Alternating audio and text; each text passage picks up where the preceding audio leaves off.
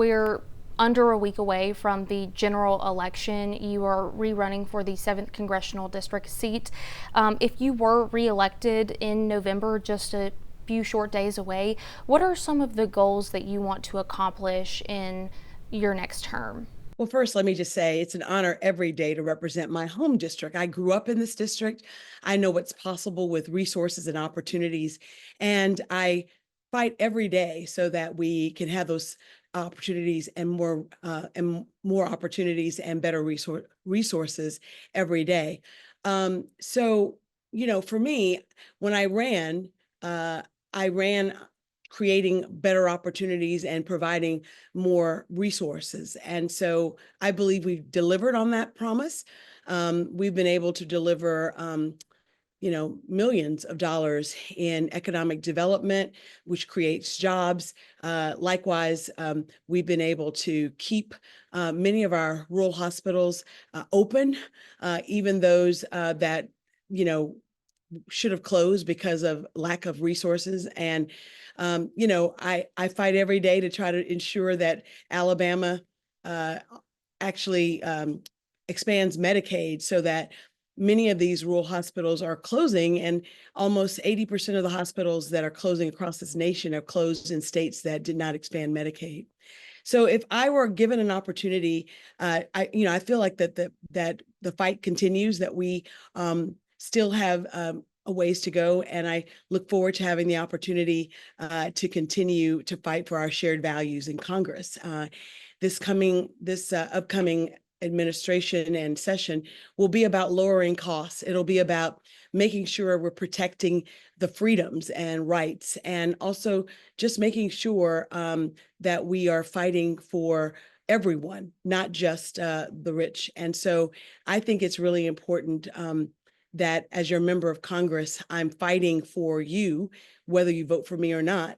And I also think it's really important that that we continue to seek better economic opportunities for the people of this district. Just today, I delivered a $11.7 million check to Fairfield, Midfield, Birmingham with respect to the Rails to Trails and the Red Rock expansion. And so, I think that I'd like to think that we in the 7th Congressional District have seen me deliver on the promises that I've made. We still have a ways to go, and I look forward to hopefully earning the right to represent this district in Congress, to continue to represent this district in Congress. And you mentioned, they're lowering cost in this upcoming session. There are a lot of Americans and Alabamians who are struggling right now to get by with day-to-day living. What do you think needs to be done to lower the cost of everyday living?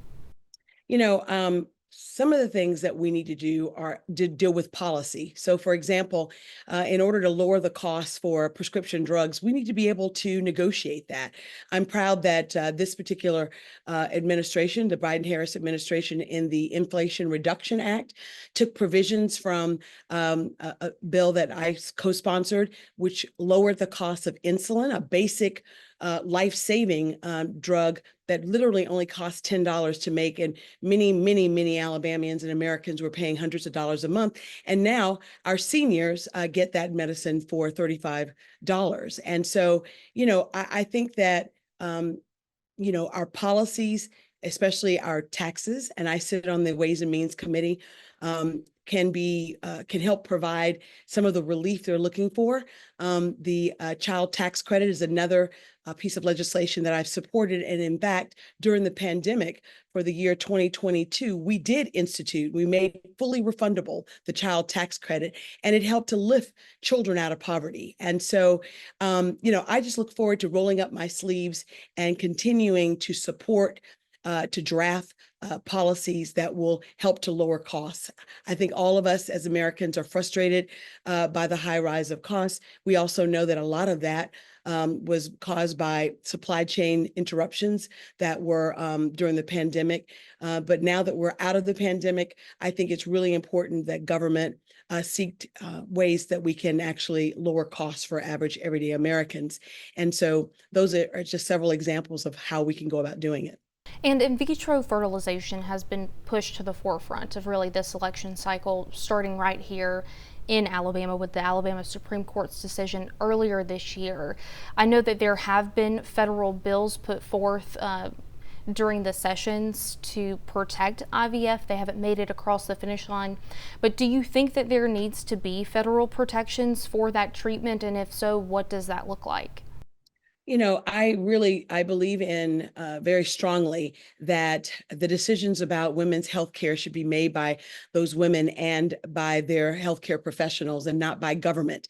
And so IVF, I have a lot of good friends and a lot of godchildren that were born because of IVF. And I think that this is an important protection that we should, do all we can to make sure is still available. And I think that what scares me is that the Republican administration, as they're now talking about doing a nationwide ban, not just on abortion, but also sweeping up IVF and even contraception. So I think that it's really important that we fight for that. And I think that we need a national policy to deal with it, because the state by state allows states like Alabama and its Supreme Court to actually, interfere with the woman's right to choose how they deal with their healthcare. And so, I am looking forward to rolling up my sleeves and working on making sure that we have access to affordable health care for everyone.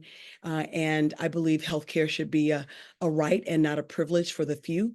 And so access to IVF for every one is something that I would be fighting for, not just for those privileged few who can afford it. I think that it's important that we have it as a part of a provision for any insurance that is covering women's health. So I will continue to use my perch as a member of the House Ways and Means Subcommittee on Healthcare to fight for those policies.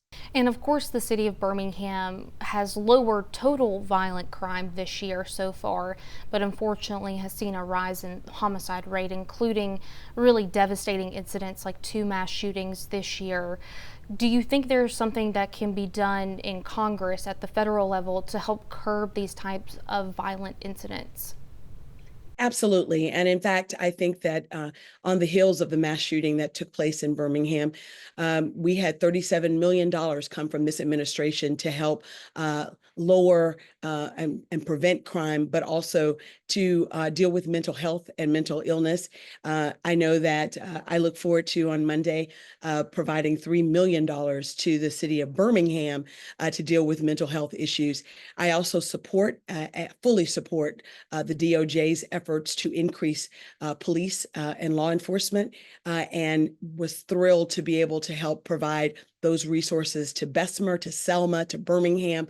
Those police departments have been successful over the years getting these COPS grants, and I will continue to fight to make sure that we're doing everything in our power in the federal government to work with local government to deal with this crisis. I believe it's a public health crisis, the gun violence that we're witnessing. And so, I've always believed in, gun safety provisions, and, we'll continue to fight for common sense solutions with respect to that. But I also think that we have to give communities the tools they need in order to help lower the risks of having such violent crimes, and also to give folks the tools they need to make better decisions when controversy arises. In Birmingham, city leaders have called for more gun control related laws after the mass shooting in September. Specifically, do you think that gun control laws would help in situations like this? And if so, how do you go about getting something passed in Congress? I think that we have to fight crime on every level, and I would encourage further collaboration on the federal, state, and local level with respect to fighting crime. And I think that we do have to look at our gun safety laws to make sure that that we are doing all that we can to prevent such violence from happening. And I think that it also includes taking a very strong look at having assault weapons, weapons of war on the streets of America. I'm a strong advocate of the Constitution and the Second Amendment. And I think that that's important to protect. But at the same time, common sense gun reform is something that I would look at and support. I think that we also must increase the amount of resources that we have going into mental health. We also need to increase our the funds that go into wraparound services. So when you think about crime, there's so many social determinants of health that affect it, whether that's poverty, lack of transportation, lack of opportunity. So I think that we have to tackle crime on all levels, not just just at the federal government. We know that that local and city and county have a lot to do with the local law enforcement, but we in federal government can provide funding for the kinds of wraparound services that will help prevent it. What's your stance on immigration reform? Well, I think that I share Americans' frustration with securing our border. I think that that's really important. But I also think that there are ways that we can secure our border and still be humane. I am a strong advocate of immigration reform. I think that since I've been in Congress, I've supported those efforts. In fact, I have to tell you that I was really disappointed that my Republican colleagues really pulled the plug on what I thought would have been a really great solution, or at least a good first step towards immigration. And they did so for political reasons.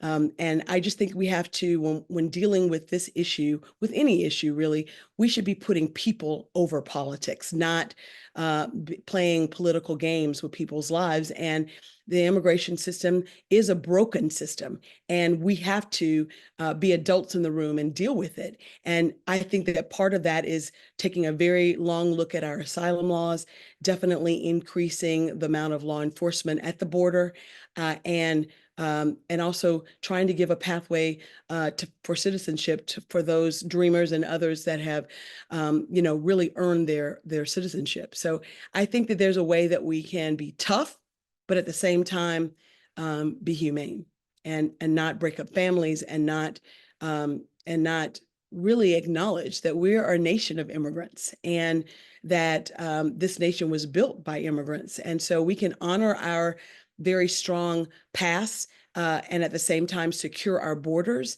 as well as provide safety and assurances to Americans. And so I really think that at the end of the day, it comes down to having a balanced approach, and I look forward to being able to vote for that, hopefully. I think it's important that we as Democrats and Republicans put politics aside and really focus on people. What are your thoughts on the ongoing wars between Israel and Hamas, and Russia and Ukraine, and America's involvement in those wars? I think that as a member of the House Armed Services Committee, I think there's no stronger way that we can support our allies than to help them in their time of need. And I am a strong proponent of helping Israel, but at the same time, I believe that we have to have a ceasefire that's on both sides that will free the hostages, and at the same time deal with the humanitarian crisis with the Palestinians. And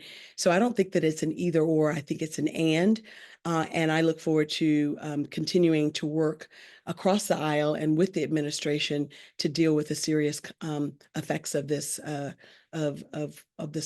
tragic incident that happened October 7th by Hamas. And so, I think that I've always believed in a two-state solution, but to get to that, we have to in what the violence is currently being experienced. We have to be able to free the hostages, and we have to continue to support our allies, and also deal with the serious humanitarian crisis that has occurred at Gaza and in Gaza and the West Bank.